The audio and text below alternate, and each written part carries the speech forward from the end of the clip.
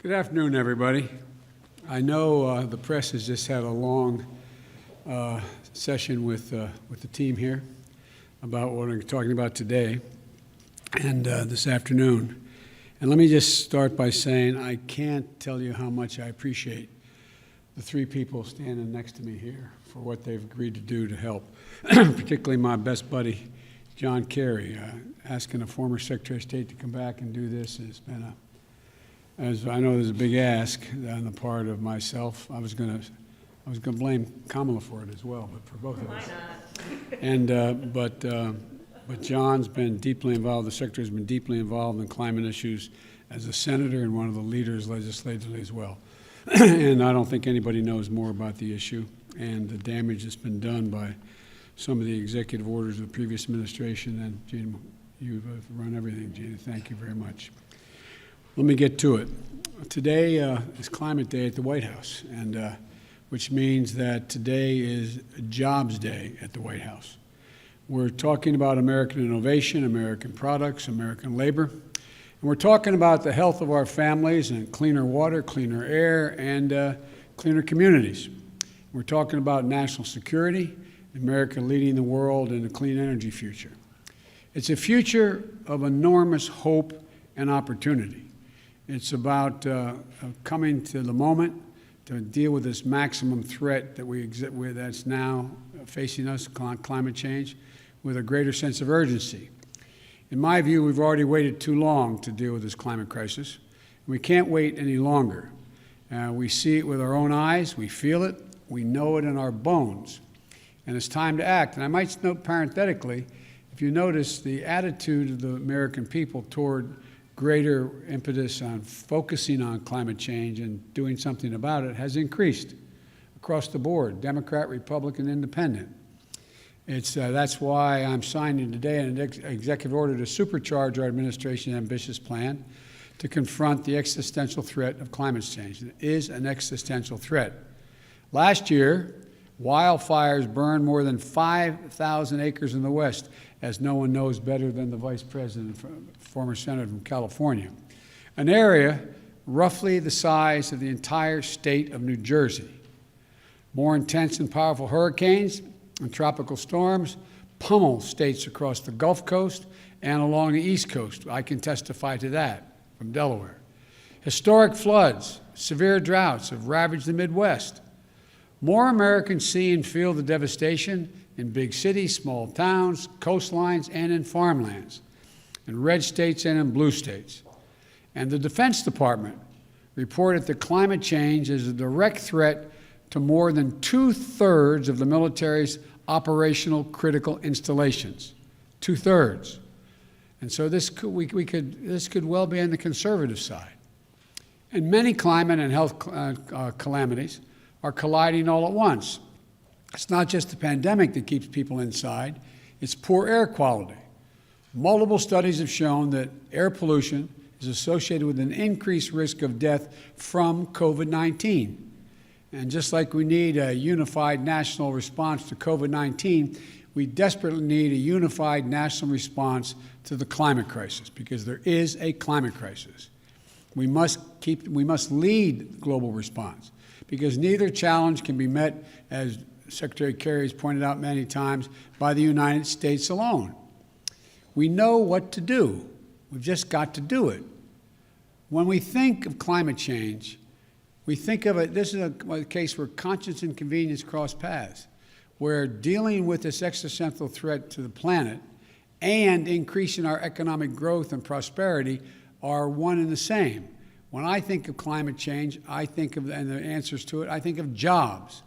A key plank of our Build Back Better recovery plan is building a modern, resilient climate infrastructure and clean energy future that will create millions of good-paying union jobs, not $7, $8, $10, $12 an hour, but prevailing wage and benefits. You know, we can put millions of Americans to work modernizing our water systems, transportation, our energy infrastructure to withstand the impacts of extreme climate. We've already reached a point where we're going to have to live with what it is now. That's going to require a lot of work all by itself without it getting any worse. When we think of renewable energy, We see American manufacturing, American workers racing to lead the global market. We see farmers making American agriculture first in the world to achieve net zero emissions and gaining new sources of income in the process. And I want to parenthetically thank the Secretary of Agriculture for helping me put together that program during the campaign. We see small business and master electricians designing, installing, and innovating energy-conserving technologies in building homes and buildings. And we're going to reduce electric consumption and save hundreds of thousands of dollars a year in energy costs in the process. And when the previous administration reversed the Obama-Biden vehicle standard and picked big oil companies over American workers, the Biden-Harris administration will not only bring those standards back, will set new, ambitious ones that our workers are ready to meet. We see these workers building new buildings, installing 500,000 new electric vehicle charging stations across the country as we modernize our highway system to adapt to the changes that have already taken place. We see American consumers switching to electric vehicles through rebates and incentives, and the residents of our cities and towns breathing cleaner air and fewer kids living with asthma and dying from it. And not only that, the federal government owns and maintains an enormous fleet of vehicles, as you all know. With today's executive order, combined with the Buy American executive order I signed on Monday, we're going to harness the purchasing power of the federal government to buy clean, zero-emission vehicles that are made and sourced by union workers right here in America. With everything I just mentioned, this will mean 1 million new jobs in the American automobile industry, 1 million. And we'll do another thing. We'll take steps towards my goal of achieving 100% carbon pollution-free electric sector by 2035, transforming the American electric sector to produce power without carbon pollution will be a tremendous spur to job creation and economic competitiveness in the 21st century, not to mention the benefits to our health and to our environment.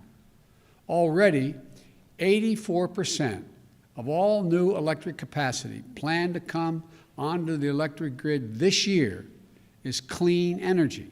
Clean energy. Why? Because it's affordable, because it's clean, because in many cases it's cheaper, and it's where we're keeping up. They're keeping up. We're going to need scientists and national labs, land-grant universities, historical black colleges and universities to innovate the technologies needed to generate, store, and transmit clean electricity across distances, and battery technology and a whole range of other things. We need engineers to design them and workers to manufacture them. We need iron workers and welders to install them. Technologies they invent, design, and build will ultimately become cheaper than any other kind of energy, helping us dramatically expand our economy and create more jobs with a cleaner environment. And we'll become the world's largest exporter of those technologies, creating even more jobs. You know, we're also going to build 1.5 million new energy-efficient homes and public housing units that are going to benefit communities 3 times over. 1, by alleviating the affordable housing crisis. 2, by increasing energy efficiency. And 3, by reducing the racial wealth gap linked to home ownership. We're also going to create more than 250,000 jobs to do things like plug the millions of abandoned oil and gas wells that pose an ongoing threat to the health and safety of our communities. They're abandoned wells that are open now. And we're going to put people to work. They're not going to lose jobs in these areas. They're going to create jobs. They're going to get prevailing wage to cap those over 1 million wells. These aren't pie-in-the-sky dreams. These are concrete, actionable solutions. And we know how to do this. The Obama-Biden administration reduced the auto industry, rescued the auto industry, and helped them retool. We need solar energy, cost competitive with traditional energy, weatherizing more, we made it cost competitive, weatherizing more than 1 million homes. The Recovery Act of our last administration, the Democratic administration, made record clean energy investments, $90 billion. The president asked me to make sure how that money was spent. on everything from smart grid systems to clean energy manufacturing. Now, the Biden-Harris administration is going to do it again and go beyond. The executive order I'll be signing establishes the White House Office of Domestic Climate Policy, and it'll be led by one of America's most distinguished climate leaders, former EPA Director Gina McCarthy. As the head of the new office and my National Climate Advisor, Gina will chair the National Climate Task Force, made up of many members of our cabinet, to deliver a whole-of-government approach to the climate crisis. It's not time for small measures. We need to be bold. So let me be clear. That includes helping revitalize the economies of coal, oil, and gas and power plant communities. We have to start by creating new good-paying jobs, capping those abandoned wells, reclaiming mines, turning old brownfield sites into new hubs of economic growth, creating new good-paying jobs in those communities where those workers live, because they help build this country. We're never going to forget the men and women who dug the coal and built the nation. We're going to do right by them, make sure they have opportunities to keep building the nation in their own communities and getting paid well for it. While the whole-of-government approach is necessary, though, it's not sufficient. We're going to work with mayors and governors and tribal leaders and business leaders who are stepping up, and the young people organizing and leading the way. My message to those young people is you have the full capacity and power of the federal government. Your government is going to work with you. Now, today's executive order also directs the Secretary of the Interior to stop issuing new oil and gas leases on public lands and in offshore waters wherever possible. We're going to review and reset the oil and gas leasing program. Like the previous administration, we'll start to properly manage, unlike it, we're going to start to properly manage lands and waterways in ways that allow us to protect, preserve them, the full value that they provide for us for future generations. Let me be clear, and I know this always comes up. We're not going to ban fracking. We'll protect jobs and grow jobs, including through stronger standards like controls from methane leaks and union workers willing to install the changes. Unlike previous administrations, I don't think the federal government should give handouts to big oil to the tune of $40 billion in fossil fuel subsidies. And I'm going to be going to the Congress asking them to eliminate those subsidies. We're going to take money and invest it in clean energy jobs in America. Millions of jobs in wind, solar, and carbon capture. In fact, today's action is going to help us increase renewable energy production from offshore wind and meet our obligation to be good stewards of our public lands. It establishes a new, modern-day civilian climate corps that I called for when I was campaigning to heal our public lands and make us less vulnerable to wildfires and floods. Look, this executive order I'm signing today also makes it official that climate change will be at the center of our national security and foreign policy. As Secretary Kerry, as our special presidential envoy for climate, with him, the world knows how serious I am about by appointing one of America's most distinguished statesmen and one of my closest friends speaking for America on one of the most pressing threats of our time. John was instrumental in negotiating the Paris Climate Agreement that we rejoined, this administration rejoined on day one, as I promised.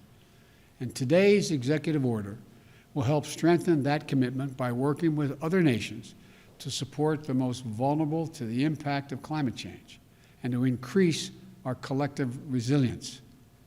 That includes a summit of world leaders that I'll convene to address this climate crisis on Earth Day this year, in order to establish a new effort to integrate the security implications of climate change as part of our national security and risk assessment and analysis will also be included. With this executive order, environmental justice will be at the center of all we do addressing the disproportionate health and environmental and economic impacts on communities of color, so-called fence line communities, especially those communities, brown, black, Native American, poor whites. It's hard, the hard-hit areas like Cancer Alley in Louisiana, or the Route 9 corridor in the state of Delaware. That's why we're going to work to make sure that they receive 40% of the benefits of key federal investments in clean energy, clean water, and wastewater infrastructure. Lifting up these communities makes us all stronger as a nation and increases the health of everybody. Finally, as with our fight against COVID-19, we will listen to the science and protect the integrity of our federal response to the climate crisis. Earlier this month, I nominated Dr. Eric Lander, a brilliant scientist who is here today to be the director of the Office of Science and Technology. I also nominated another brilliant scientist, Dr. Frances Arnold and Dr. Maria Zuber, to co-chair the President's Council of Advisors on Science and Technology, so-called PCAST, that President Eisenhower started 6 weeks after the launch of Sputnik. It's a team of America's top scientists charged with asking the most American of questions: what next? What's the next big breakthrough? And then helping us make the impossible possible. Today, I'm signing a presidential memorandum making it clear that we will protect our world-class scientists from political interference and ensure they can think, research, and speak freely and directly to me, the Vice President, and the American people. To summarize this executive order, it's about jobs, good-paying union jobs. It's about workers, building our economy back better than before. It's a whole-of-government approach. Put climate change at the center of our domestic, national security, and foreign policy. It's advancing conservation, revitalizing communities in cities and on the farmlands, and securing environmental justice. Our plans are ambitious, but we are America. We're bold. We're unwavering in the pursuit of jobs and innovation, science and discovery. We can do this. We must do this, and we will do this. I'm now going to sign the executive order to meet the climate crisis with American jobs and American ingenuity. And I want to thank you all. I'm going to go over and sign that now.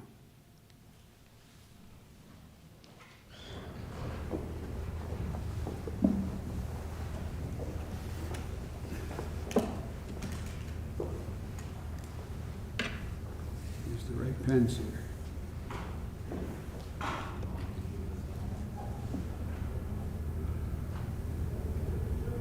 The first order I'm signing is tackling the climate crisis at home and abroad.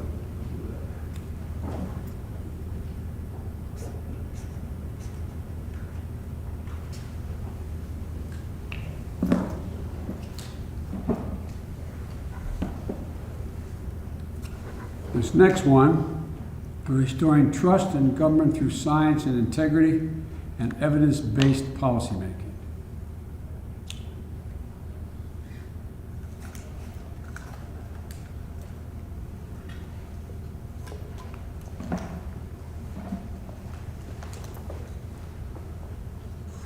More here. And this last one is the President's Council on Advisors on Science and Technology established.